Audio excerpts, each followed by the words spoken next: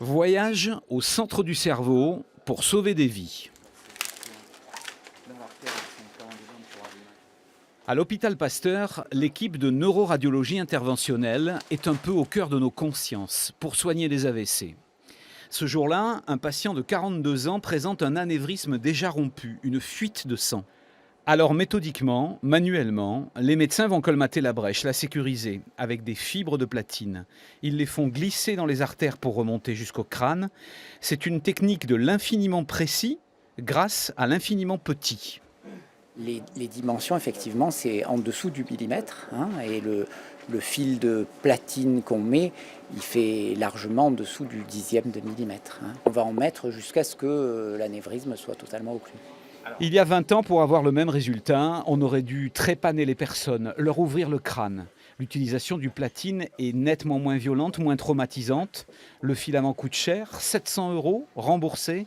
Il y en a parfois 10 ou 15 pour boucher une fuite, mais le patient reste en vie et va garder toujours en lui ce matériel. La platine reste dans la poche pour reclure cette poche de façon définitive. Il y a une fibrose, une cicatrice qui va se créer pour empêcher que cette poche réapparaisse. Donc ça reste à vie, oui.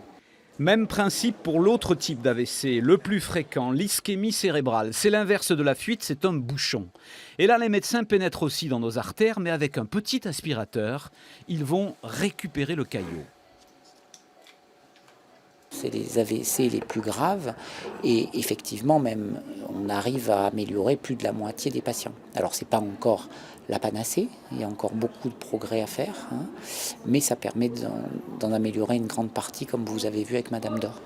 Et justement, nous avons rencontré Jacqueline Dor. Elle est venue remercier l'équipe de l'avoir sauvée. Comment vous vous sentez après ces quelques mois Très bien, vraiment. Très bien. Pourtant, un soir à Antibes, elle a perdu soudainement l'usage de son côté droit et de la parole. Transportée à Pasteur grâce au centre 15 et aux pompiers, elle a été opérée ici en pleine nuit. Et aujourd'hui, J'oublie complètement que j'ai fait un AVC. Vraiment, je mène la même vie qu'avant. J'ai repris la voiture, je conduis sans problème, j'adore conduire. Si on ne sait pas que j'ai eu un AVC, je ne crois pas qu'on puisse se douter que j'ai eu une hémiplégie et une aphasie complète. Non, moi non plus d'ailleurs. dans cette médecine de pointe, on a vu des infirmiers, des médecins motivés et passionnés par leur mission, mais il y a une ombre au tableau. Il n'y a seulement que 2 spécialistes en hôpital public capables d'utiliser ces techniques pour 1 500 000 habitants des Alpes-Maritimes, d'une partie du Var et de la Corse. À peine 2 médecins épuisés d'être de garde 1 jour sur 2 toute l'année. Cette fois, ce sont eux qui sont dans l'urgence. Ils ont vraiment besoin de renfort.